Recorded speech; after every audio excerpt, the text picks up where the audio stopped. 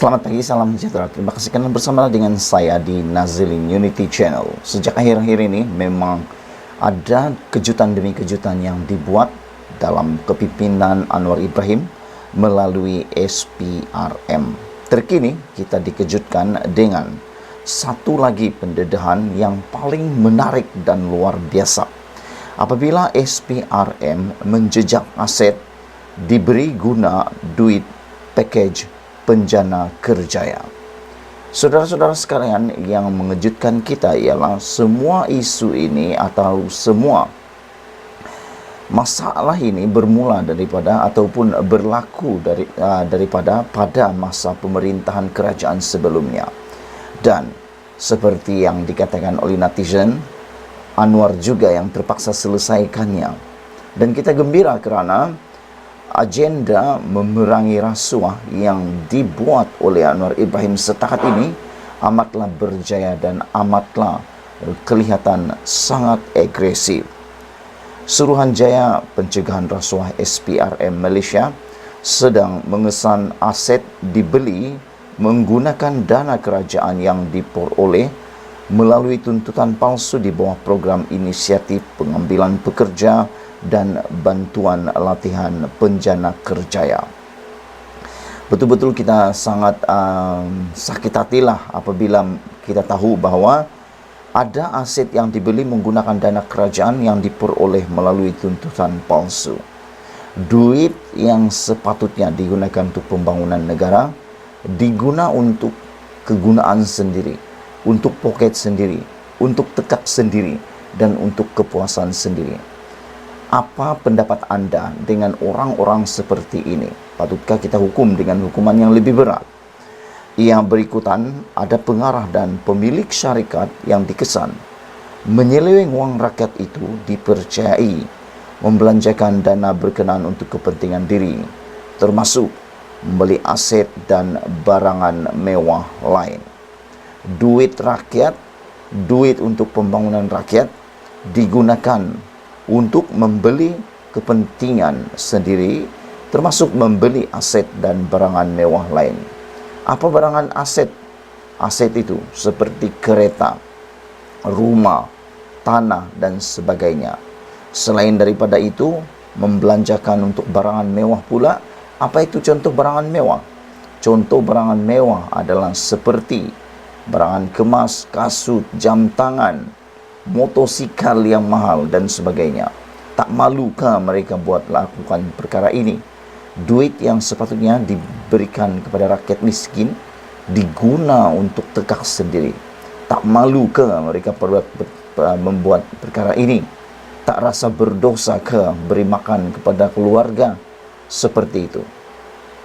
Difahamkan SPRM sudah mula menyemak pembelian mewah yang dikaitkan dengan tuntutan palsu, dana berkenan, dan tindakan sita atau rampas akan diambil untuk siasatan lanjut. Usaha terbabit adalah gerakan terbaru dalam Ops Hire 2.0, kesinambungan operasi bersepadu Ops Hire yang dilancarkan SPRM bersama Pertubuhan Keselamatan Sosial Porkeso bermula Julai tahun lalu. Ops Hire 2.0 membabitkan tindakan penguatkuasaan lebih luas meliputi seluruh negara termasuk Sabah dan Sarawak berbanding Ops Hire sebelum ini yang hanya bertumpu di Semenanjung. Setakat ini seramai 63 individu terdiri daripada 45 lelaki dan 18 wanita sudah ditahan dengan nilai tuntutan palsu berkaitan program inisiatif pengambilan pekerja dan program latihan itu, sehingga kini dilaporkan lebih RM463 juta.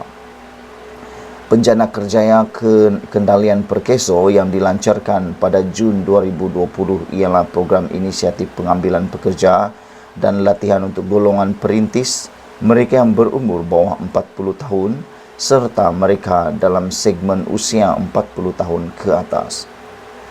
Mengesahkan gerakan terbaru, mengesan dan merampas aset diperoleh hasil penyelewengan dana berkenan Pengarah Kanan Bahagian Siasatan Jenayah SPRM Datuk Seri Hisamuddin Hashim berkata, pihaknya ketika ini sedang dalam siasatan menjejak wang yang hilang.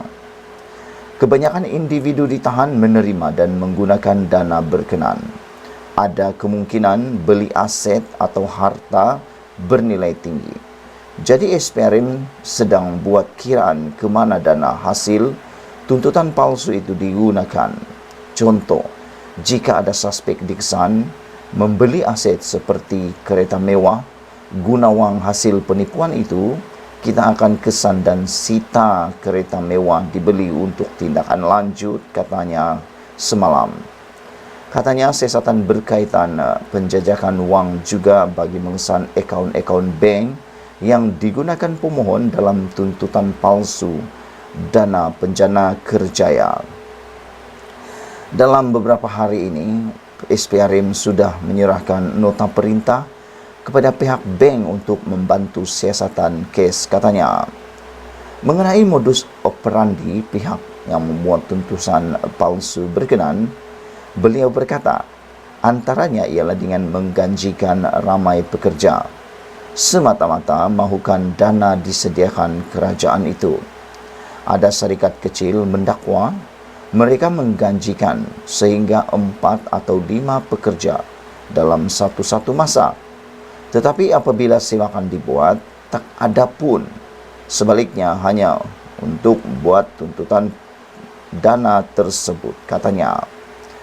Beliau turut mengesahkan 4 lagi pengarah serta pemilik syarikat ditahan SPRM dalam Opsaya 2.0 yang direman semalam, termasuk seorang lelaki berusia 45 tahun di Selangor yang mengemukakan tuntutan palsu kira-kira RM370,000 sekitar 2020 hingga 2021. Terdahulu pada Selasa, Timbalan Ketua Pesuruhjaya SPRM Datuk Seri Ahmad Kusairi Yahya mengesahkan ratusan lagi syarikat dikenal pasti terbabit dalam kes tuntutan palsu dana penjana kerjaya. Sehubungan itu, beliau menggesa pihak berkenan tampil secara sukarela menyerahkan semula tuntutan yang dibuat bagi mengelak pertuduhan di mahkamah, kerana SPRM tidak akan berdiam diri. Sebaliknya akan meneruskan operasi bagi menahan semua yang terbabit. Kemarin, Ketua Eksekutif Perkeso Datuk Seri Dr. Mohamed Azman Aziz Mohamed dipetik lebih RM500 juta dana penjana kerjaya berjaya diselamatkan daripada disalahguna majikan melalui Opsaya. Dalam operasi Opsaya sebelum ini, seramai 74 orang daripada 60 syarikat ditahan membabitkan tuntutan palsu berjumlah RM88 juta sebelum 52 daripada mereka didakwa di mahkamah. Sekian dulu untuk kali ini. Jangan lupa tinggalkan komen anda, tekan share. Kita jumpa lagi. Bye-bye.